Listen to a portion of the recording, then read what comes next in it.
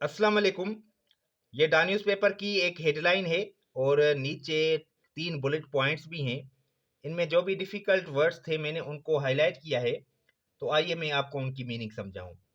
पाकिस्तान, कामा, कामा का मतलब होता है and, China, agree to boost cooperation. Agree का मतलब है राज़ी होना, बूस्ट का मतलब है बढ़ाना, कोऑपरेशन का मतलब है ताआवुन। तो इस हेडलाइन का मतलब होगा पाकिस्तान और चाइना ताआवुन बढ़ाने पर मुत्तफिक यानी कि राजी। पहली बुलेट पॉइंट है pledge to work together on counter terrorism. IT, IT का फुल फॉर्म है information technology, defence, agriculture. Pledge का मतलब है वादा करना और काउंटर टेररिज्म का मतलब है इंसदाद दहशत गर्दी। तो ये जो पहली बुलेट पॉइंट है इसका मतलब होगा इंसदाद दहशत गर्दी, आईटी, दिफा और ज़राइत में मिलकर काम करने का अहद किया।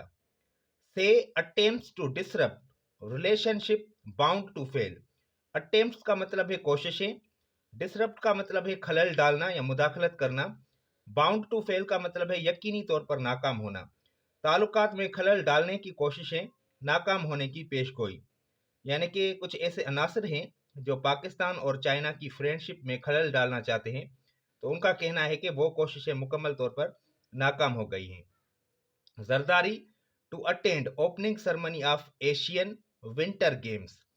जरदारी एशियाई विंटर गेम्स की इफ्तिताही तकरीब में शिरकत करेंगे। अब हम आपको इसका खुलासा बताएंगे। ये खबर पाकिस्तान और चीन के दरमियान बढ़ते हुए ताआवुन से मुतालिक है। दोनों ममालिक ने इंसदाद दहशत गर्दी, इंफॉर्मेशन टेक्नोलॉजी, दिफा और ज़राइत के शोबों में मिलकर काम करने का अहद किया है, क्योंकि पाकिस्तान और चाइना बहुत अच्छे दोस्त हैं। उन्होंने ये भी कहा कि उनके ताल्लुकात में खलल डालने की कोई भी कोशिश नाकाम होगी। मजीद ये कि जरदारी एशियाई विंटर गेम्स की इफ्तिताही तकरीब में शिरकत करेंगे। देखिए, बहुत सारे स्टूडेंट्स कंप्लेन करते हैं कि डा न्यूज़पेपर को पढ़ना बहुत ही मुश्किल है, लेकिन ऐसी कोई बात नहीं। डा न्यूज़पेपर को पढ़ना बहुत ही आसान होता है। लेकिन आपको कुछ मैं टिप्स बताने जा रहा हूँ। अगर आप उन पे अमल करेंगे तो आपको डा न्यूज़पेपर पढ़ना बहुत ही ईजी लगेगा। सबसे पहली बात याद रखें कि डा न्यूज़पेपर में इडियम्स और फ्रेजल वर्ब्स ज़्यादा इस्तेमाल किए जाते हैं। आप कोशिश करें इडियम्स को याद करें और जो फ्रेजल वर्ब्स इस्तेमाल किए जाते हैं उनको भी याद करें। और डा न्यूज़पेपर में जो वर्ड्स इस्तेमाल किए जाते हैं वो थोड़े डिफ़िकल्ट होते हैं।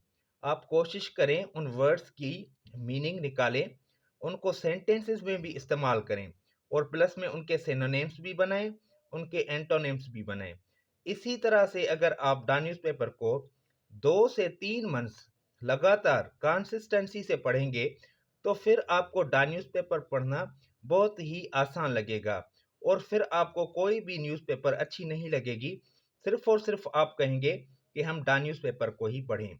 जो लोग सीएसएस की प्रिपरेशन कर रहे हैं उनके लिए तो डा न्यूज़पेपर पढ़ना बहुत ही ज़रूरी होता है, क्योंकि इसमें नेशनल और इंटरनेशनल न्यूज़ होती हैं।